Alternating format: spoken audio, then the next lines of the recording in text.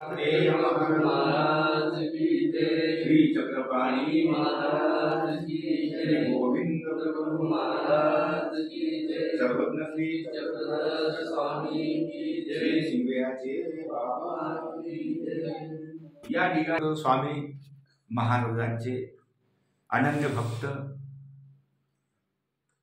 बसलेले आहेत आणि स्वामींनी सांगितल्याप्रमाणे आवडी चित्तवित्त काया तिन्ही अर्पावी सर्वज्ञराय। आवडी म्हणजे प्रेम, जिव्हाळा। तरी या जिव्हाळ्याने आणि प्रेमाने माणूस कुठे जरी असलं तरी माणूस तिथं जाऊन पोहोचतो, कारण आवडी असते, जिव्हाळा असते। तर तसा जिव्हाळा आपला भगवंताच्या ठिकाणी लागला पाहिजे। आणि जेव्हा अशी आवडी निर्माण होते तर त्यावेळी आपण भगवंताच्या जवळ जातो। मग त्याचं स्वरूप कसं आहे, तो कसा आहे, त्याचं ज्ञान कसं आहे, म्हणजे अशी आपल्याला जिज्ञासा उत्पन्न होते। आवडीच्या पुढे जिज्ञासा उत्पन्न होते आणि जिज्ञासेमुळे आपण त्याला जास्तीत जास्त प्रयत्न करतो पाहण्याचा, त्याला प्राप्त करण्याचा प्रयत्न करतो। तर हेच आपले जे महान कवी होऊन गेले त्यांनी म्हटलं, आवडी चित्त वित्त काया तिन्ही अर्पावी सर्वज्ञराया। तर आवडी झाली, आता चित्त, जे आपलं चित्त आहे, जे आपलं मन आहे, तर ते मन आपलं एकाग्र झालं पाहिजे आणि ते मन एकाग्र करून आपलं भगवंताच्या ठिकाणी झालं पाहिजे। आवडी चित्त वित्त म्हणजे आपला जो पैसा आहे, आपण जो घामाने कष्टाने पैसा कमविलेला आहे, तो पैसा भगवंताच्या कार्यामध्ये खर्च व्हावा। इतर तो खर्च होणारच आहे, तो होणारच आहे। तुम्ही नाही करण्याचा प्रयत्न केला तरी पैसा राहत नाही। कितीही कुलपामध्ये त्याला तुम्ही ठेवलं तरी ऑटोमॅटिक ते कुलप उघडत जातात आणि तो पैसा निघत जातो। तर तो पैसा भगवंताच्या ठिकाणी जावा, भगवंताच्या कार्यामध्ये खर्च व्हावा। आणि कायाविषयी आज बालपणे कशी गुटगुटीत बोलत दिसतात, आहे का काही त्यांना राग आहे का, द्वेष आहे का, मन आहे का, मत्सर आहे, काहीच नाही, एकदम गुटगुटीत आहे, सुंदर आहे। त्यांना पाहता क्षणी आपले जे अहंकार असतात, लोभ असतात, ते निघून जातात।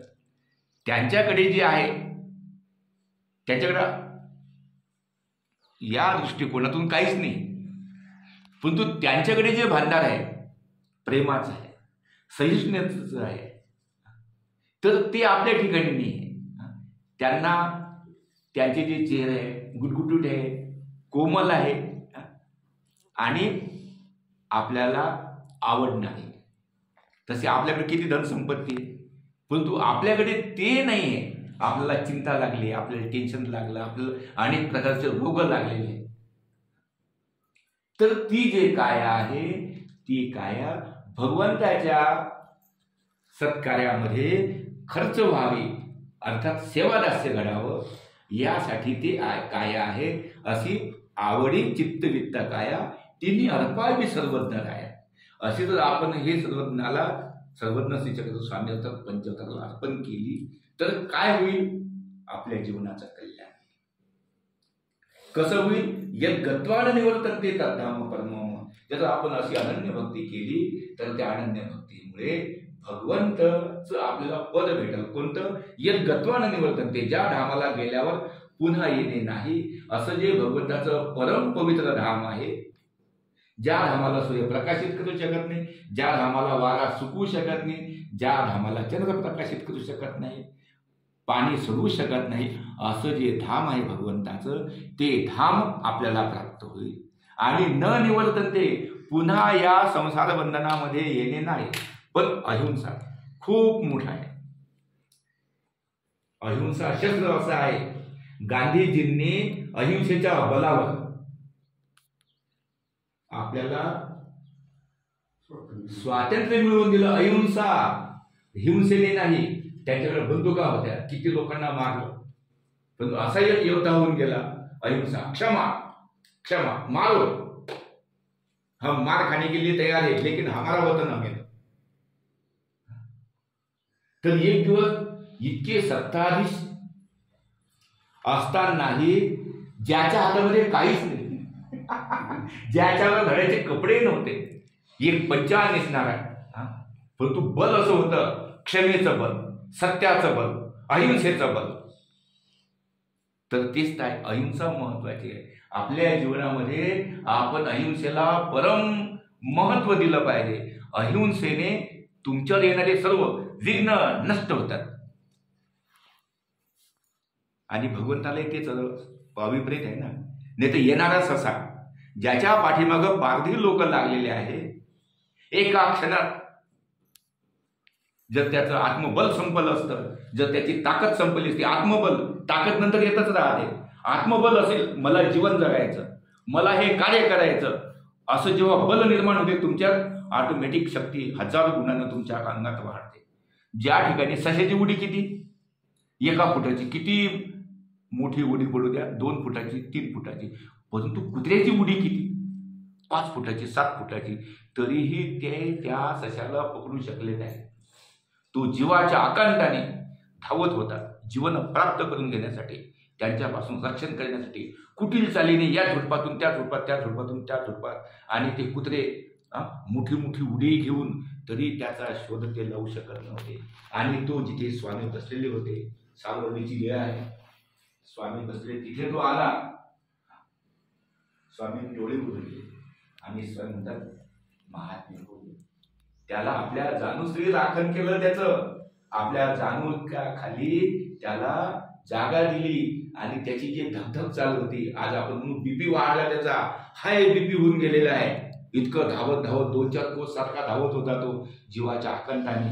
आणि स्वामींनी त्याच्या पाठवून हात फिरविला आणि त्याची सुद्धा दुःख दूर केले. तो आला, केविलवाणी प्राणी, जंगलामध्ये राहतो, ओहळाचं पाणी पितो, जंगली गवत खातो, त्याला माणसाचा काही गंध नाही. आणि तरी हे माणसं त्याला मारण्यासाठी धावलेली.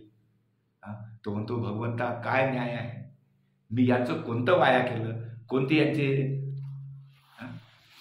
यांचे कोणती शेतं खाल्ले मी, म्हणून मला जीवाला मारण्यासाठी धावत आहे. 1 नाही, 2 नाही, कितीतरी माणसं आहे, कितीतरी ती कुत्रे आहे, माझं रक्षण कर. माणसापासून धास्तावलेला, माणसापासून भीतीने युक्त झालेला त्याला माणूसच आहे. भगवंत म्हटलं तरी माणूसच आहे ना. परंतु भगवंताला त्याने पाहिलं, चांपे गोवध विशाल नेत्र, अजान बाबू लंब कर्ण, अशी श्रीमूर्ती पाहताच त्याला असा एक, त्याच्या हृदयामध्ये असा एक निर्माण झाला ध्यास की हा माझं रक्षण करू शकतो. हे माणसाने रक्षण करू शकत, पण हा जो मनुष्य आहे, हा जो परमात्मा आहे, तो माझं रक्षण करत. आणि भगवंताने त्याला राखलं. म्हणून आपण अनन्य भावाने भगवंताला शरण केलं पाहिजे. दे कर डोरी हात प्रभुके, तो एक निश्चय करले. आपण एक निश्चय करायला पाहिजे, भगवंता तूच तारणार आहे. तुम्ही किती सुरक्षा केली, तुमची सुरक्षा तुम्ही करू शकत नाही. आई आहे, बहीण आहे, भाऊ आहे, चुलते आहे, काकी आहे, आपण काय राखणार. दवाखान्यात जाणार, औषधी देणार, त्यांनी म्हटलं ऑपरेशन करा, ऑपरेशन करणार, 10 लाख, 15 लाख लाव, पण जीव वाचव, याच्यापेक्षा काय करू शकणार आहे का. परंतु ज्या वेदना आहे, ज्याला वेदना आहे, त्याला भोगावंच लागतात. परंतु तोच त्या वेदनेला शांत करू शकतो, आपण नाही करू शकत. म्हणून कबीर म्हणतो, सुख के सब साथी दुःख मे नको.